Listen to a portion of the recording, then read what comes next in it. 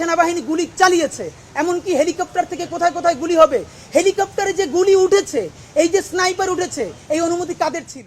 এই 10 মাস পরে এসে সেনাবাহিনী এবং সরকার এই কথাগুলো বলা আমাদের জন্য অত্যন্ত বিপজ্জনক। কিন্তু দেশ ও জাতির প্রয়োজনে কাউকে না কাউকে সেই বিপজ্জনক কাজটা করতে হবে। আমরা বাংলাদেশের স্বার্থে, দেশ ও জাতির স্বার্থে সেই বিপজ্জনক কাজটা করলাম। আমাদের জীবনের বিনিময়ে হলেও যদি বাংলাদেশ এবং জুলাই বেঁচে যায় তাহলে আমাদের কোনো আফসোস নাই। আপনারা জানেন বর্তমান সেনাবাহিনী এবং সরকার একদম মুখোমুখি অবস্থানে আছে। সামনে যে জিনিসটা আনা হয়েছে করিডোর ইস্যুটা, আমরা স্পষ্ট বুঝতে পারি করিডোর এটা একটা ইস্যু। নিশ্চয়ই 100 বার বলেছি, কোনো রাজনৈতিক সমঝোতা ছাড়া, সেনাবাহিনীকে ইনভলভ করা ছাড়া এই সরকারের কোনো এখতিয়ারই নাই করিডোর নিয়ে কথা বলবার, এবং সরকার সেটা থেকে অলমোস্ট আমরা জানি সরেও এসেছে, এবং জাতিসংঘ সেও বলেছে যে মিয়ানমারের সমঝোতা ছাড়া এটা হবে না। এরপরও কেন করিডোরটাকে সামনে রেখেই আমাদের সেনাবাহিনী এরকম একটা মুখোমুখি অবস্থানে গেলেন? তার চূড়ান্ত প্রমাণ হলো সেনাবাহিনীর দরবারে আমাদের সেনাবাহিনীর প্রধান তিনি যে বক্তব্যটা দিলেন, এটা স্পষ্ট একটি রাজনৈতিক বক্তব্য। জীবন অবাক না করলে কে করবে? 28% মিল্ক ফ্যাটের অবাক করার সাথে ফ্রেশ মিল্ক পাউডার। জীবন অবাক করুক প্রতিদিন।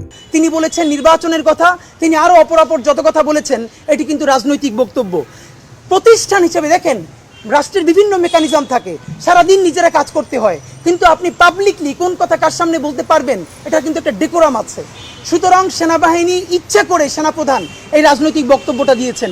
শুধু দিয়েছে তাই না, কি বক্তব্য দিয়েছেন আপনাদের মিডিয়ার কল্যাণে আমরা সেগুলো ফটোকার্ড দিয়েছি।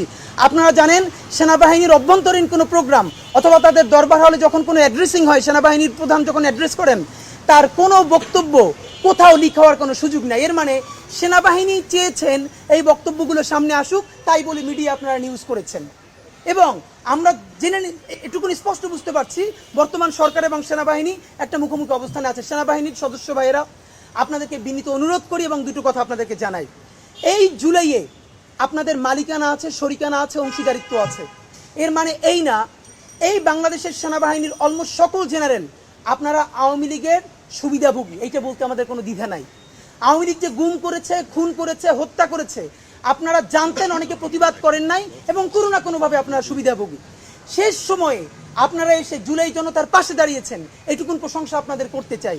এটাও করেছেন নিজ দায়িত্বে, কারণ আপনাদের জুনিয়র অফিসাররা, আপনাদের সৈন্যরা যখন দেখেছেন যে আপনারা জনতার পক্ষে না দাঁড়ালে খুবই মেসাকার ঘটে যেতে পারে, এবং আপনাদের নিজেদের জীবন নাশ হয়ে যেতে পারে, পুরো আর্মি প্রতিষ্ঠানের হায়ারার্কি ভেঙে পড়তে পারে, তখন ইচ্ছায় অথবা বাধ্য হয়ে আর্মির শৃঙ্খলা টিকিয়ে রাখতে আপনারা জনতার পক্ষে দায় নিয়েছেন।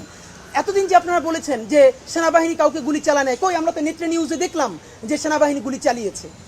এরকম অনেক প্রমাণ আছে যে সেনাবাহিনী গুলি চালিয়েছে, এমনকি হেলিকপ্টার থেকে কোথায় কোথায় গুলি হবে, হেলিকপ্টারে যে গুলি উঠেছে, এই যে স্নাইপার উঠেছে, এই অনুমতি কাদের ছিল? এগুলো নিয়ে আমরা বেশি কথা বলি নাই কেন? আমরা চেয়েছি যে যার ভুল বুঝে নতুন জাতীয় ঐক্য গড়ে তুলুক, জুলাইয়ের প্রয়োজনে সবাই ঐক্যবদ্ধ হোক। সুতরাং আমরা এটা যেরকম বলছি এই সেনাবাহিনী বাংলাদেশের পক্ষে দাঁড়িয়েছে, জুলাইয়ের পক্ষে দাঁড়িয়েছে, শুধু তাই না, দেখেন গত প্রায় 10টা মাস ধরে সেনাবাহিনীর সাধারণ সৈনিকেরা রাস্তায় রাস্তায় যেরকম করে টহল দিচ্ছে, পাহারা দিচ্ছে, তারা যদি এরকম মনে প্রাণে কষ্ট না করতো, আমাদের রাষ্ট্র ভেঙে পড়তো, আমরা রাষ্ট্র চালাতে পারতাম না। এই সম্মান রাখেই আপনাদেরকে বলতে চাই, মাননীয় সেনাপ্রধান, আপনি যে বক্তব্যটা দিয়েছেন, সেনাপ্রধানের দায়িত্বে থাকা অবস্থা আপনি এই রাজনৈতিক বক্তব্য আপনি দিতে পারেন না।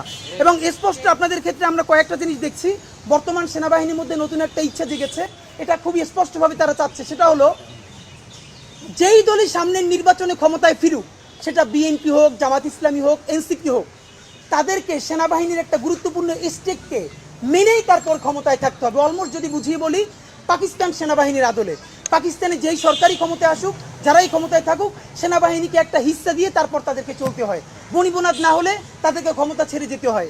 সম্ভবত আমাদের সেনাবাহিনী ইনস্টিটিউশনালি একটা সিদ্ধান্ত নিতে চাচ্ছে অথবা নিয়েছে, বিএনপি আসুক, জামাত আসুক, এনসিপি আসুক, তাদেরকে সেনাবাহিনীর সাথে বলে কয়ে তারপরে আসতে হবে। আপাতত এটা একটু ভালো মনে হলেও, আমাদের দেশের কিছু মানুষের কাছে একটু আনন্দদায়ক মনে হলেও, বাংলাদেশের গণতন্ত্রের উন্নয়নের পথে, গণতান্ত্রিক যাত্রার পথে এটা একটি অত্যন্ত বড় হুমকি। এটা বাংলাদেশের জনগণ কোনোভাবে মেনে নিতে পারে না এবং এটা নীতি দেওয়া হবে না।